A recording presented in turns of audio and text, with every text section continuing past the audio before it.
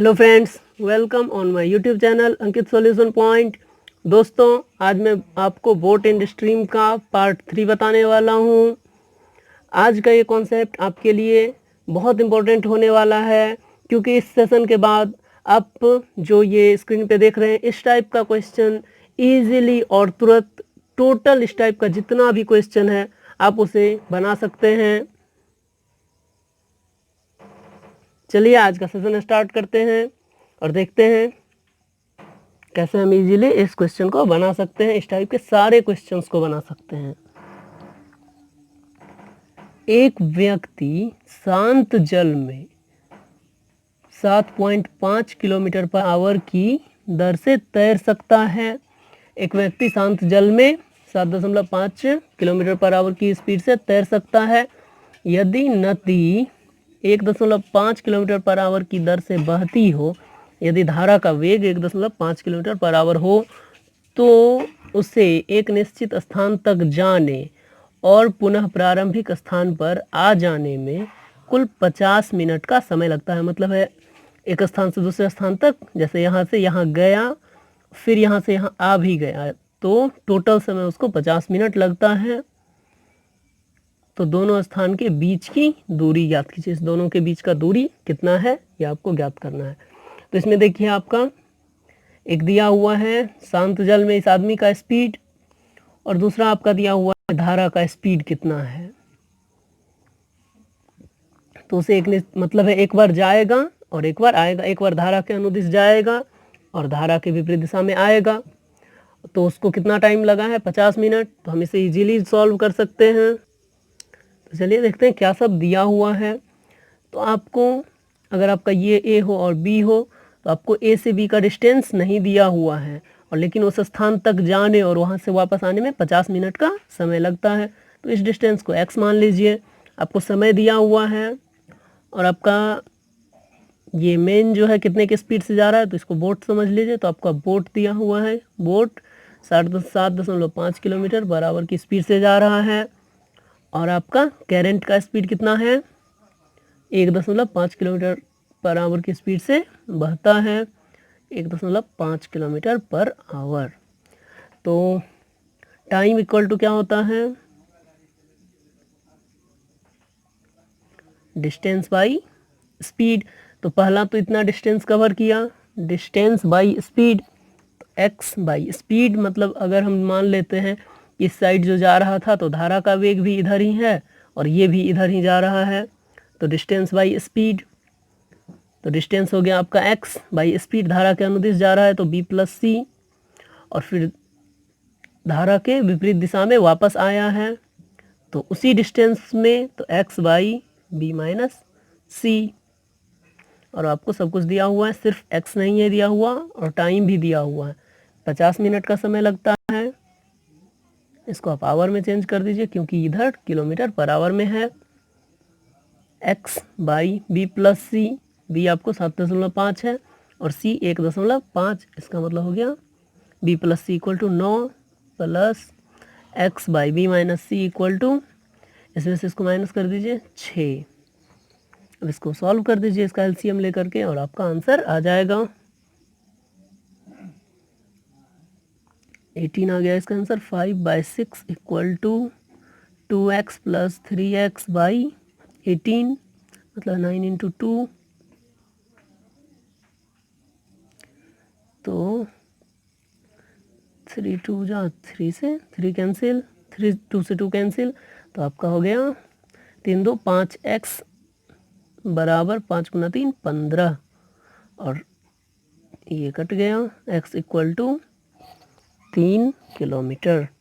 मतलब है ए से बी का डिस्टेंस कितना है 3 किलोमीटर है ए से बी का डिस्टेंस। इस कॉन्सेप्ट का आपका जितना भी क्वेश्चन हो, टोटल क्वेश्चन आपका इस कॉन्सेप्ट पे बन जाएगा, इजीली आप निकाल सकते हैं। चलिए देखते हैं नेक्स्ट एग्जांपल।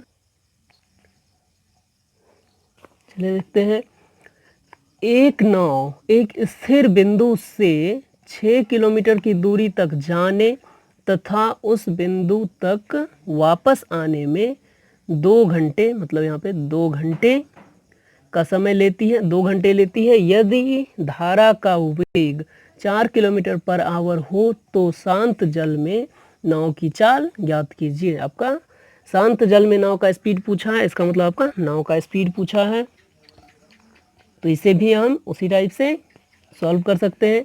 एक नाव एक स्थिर बिंदु से 6 किलोमीटर की दूरी तक जाने तथा उस बिंदु तक वापस आने। इसका मतलब है इस से बी का डिस्टेंस कितना है, 6 किलोमीटर। और नाव यहाँ गया है और आया है, मतलब है गया हो या आया हो।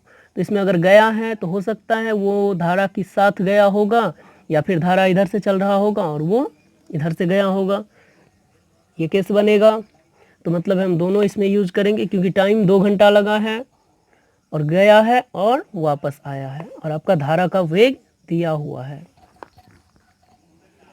तो देखिए, तो सेम टू सेम हम उसी फॉर्मूले का यूज करेंगे। Distance by speed equal to time.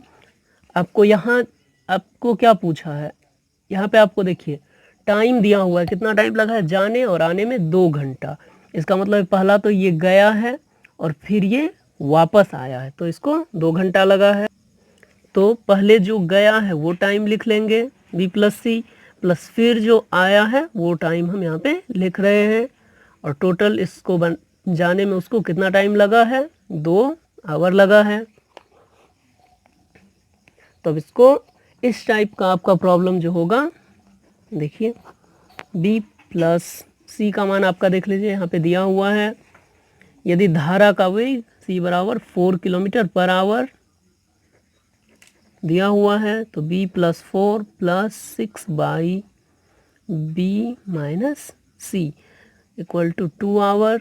इस टाइप के आप चाहेंगे तो यहाँ से एलसीएम लेकर के बी का वैल्यू निकाल सकते हैं, बट इस टाइप का प्रॉब्लम आपका ऑप्शन बेस्ड प्रॉब्लम कहा जाता है। ऑप्शन बेस्ड प्रॉब्लम, इसमें आपको ऑप्शन दिया हुआ रहेगा, क्योंकि हम सॉल्व करेंगे तो हमें ज़्यादा टाइम लगेगा, इसलिए आपका ऑप्शन दिया हुआ रहेगा। जैसे ए में दे देगा 8 kilometre per hour, B 7.5 kilometre per hour, C आपका दे दिया 6 किलोमीटर पर आवर, और डी दे दिया आपका 5 किलोमीटर पर आवर। आपका ये ऑप्शन दे देगा।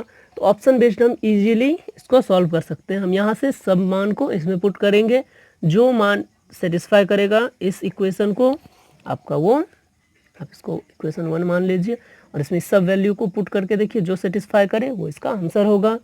तो चलिए हम इसको पुट करते हैं। ऑप्शन ए को इस इक्वेशन 1 में पुट कर रहे हैं। Put option A in equation 1, तो 1 में पुट कर रहे हैं इस ऑप्शन को। तो देखिए 6 बाई आपका b प्लस 4 है, और b के जगह पे हम क्या पुट कर रहे हैं, 8 प्लस 4 कितना हो गया, 6 by 12 plus 6 by 8 minus 4 equal to 4 equal to 2। इसको सॉल्व करते हैं।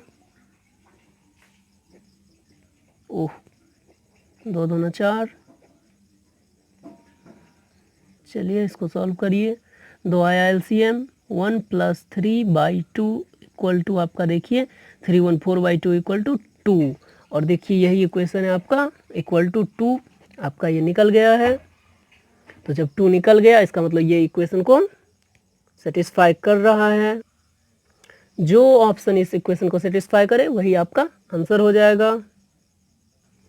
इस टाइप के प्रॉब्लम में आपसे ये भी पूछ सकता है कि आपका डिस्टेंस दे देगा, ये आपका डिस्टेंस दे देगा, बी भी दे देगा और सी भी दे देगा, और आपका टाइम नहीं देगा। तो टाइम आप बस इसको सॉल्व करेंगे और आपका टाइम निकल जाएगा। इस टाइप का सारा प्रॉब्लम आप इस कॉन्सेप्ट पे सॉल्व कर सकते हैं इजीली। चलिए दोस्तों, मिलते हैं नेक्स्ट पार्ट में नेक्स्ट कॉन्सेप्ट के साथ। Thanks for watching.